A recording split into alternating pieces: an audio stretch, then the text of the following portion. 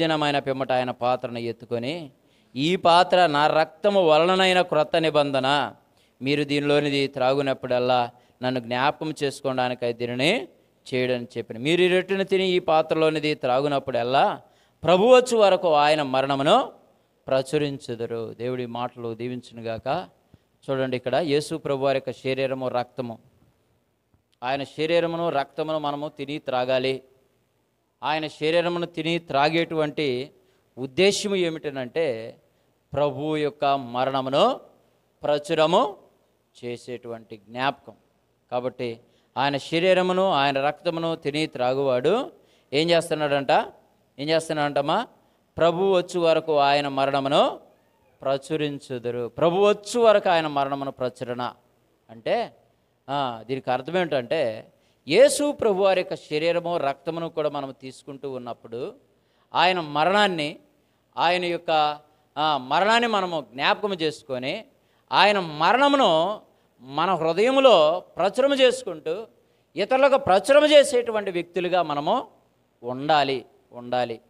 అంటే ఆయన మరణాన్ని మనం జ్ఞాపకం చేసుకోవాలి. ఆయన ఎవరి కోసం వచ్చాడు, ఎవరి కోసం ప్రాణం పెట్టాడు, ఎవరి కోసం ఆయన మరి తిరిగి లేపబడ్డాడు కదా. ఓ మరణమా నీ ముల్లు ఎక్కడా? ఓ మరణమా నీ విజయము ఎక్కడా? మరణపు ముళ్ళు ఏంటంట? పాపమే కదా అంటున్నాడు. మరణపు ముళ్ళు ఏంటి? పాపము. ఈ పాపమునకు ఉన్నటువంటి ముళ్ళు ఏమిటనంటే నరకం. పాపమునకు ఉన్న ముళ్ళేంటి? నరకం.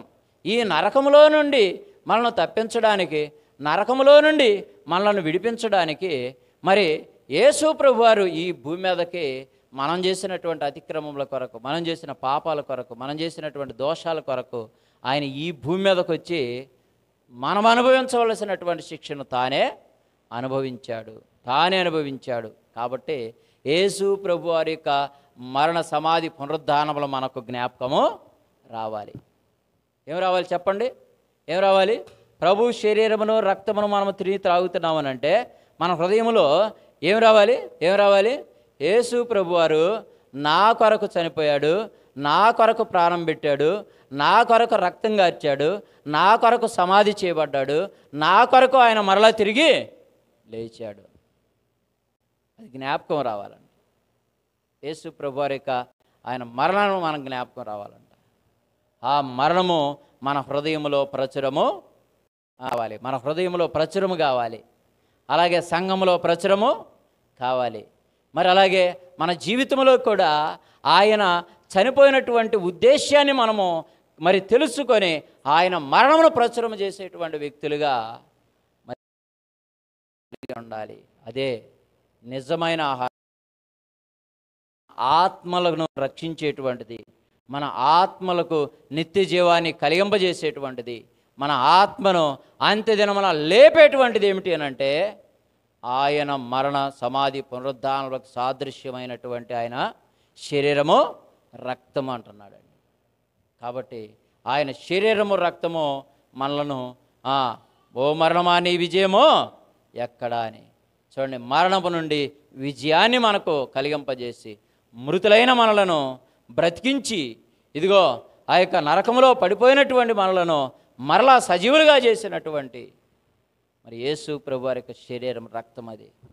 మరి మన అందరం ఇక్కడ జ్ఞాపకం చేసుకుంటూ మరి మన జీవితం ఎలా ఉంది, ప్రభు యొక్క మరి ఆయన మరణ సమాధి పునరుద్ధానములను, ప్రభు యొక్క సువార్తను ప్రచురం చేసేటువంటి పిల్లలుగాను, అలాగే ఆయన ఉద్దేశ్యములను భూమి మీద నెరవేర్చేటువంటి పిల్లలుగాను మనం ఉన్నామా లేదా పరిశోధించుకోవాలి.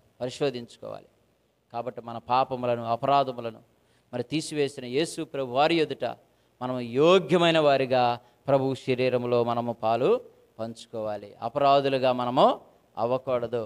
కాబట్టి ఈ యొక్క సమయంలో యేసు ప్రభు వారు మన కొరకు ఇచ్చినటువంటి గొప్ప విలువైనటువంటి శరీరము రక్తము ఎంత గొప్ప విలువైనది అంటే మన ఆత్మకు రక్షణకరమైనటువంటిది, మన ఆత్మ పరలోకము తీసుకొని వెళ్ళేటువంటి గొప్ప ప్రభు భోజనాన్ని మనందరం కూడా తీసుకుందాము.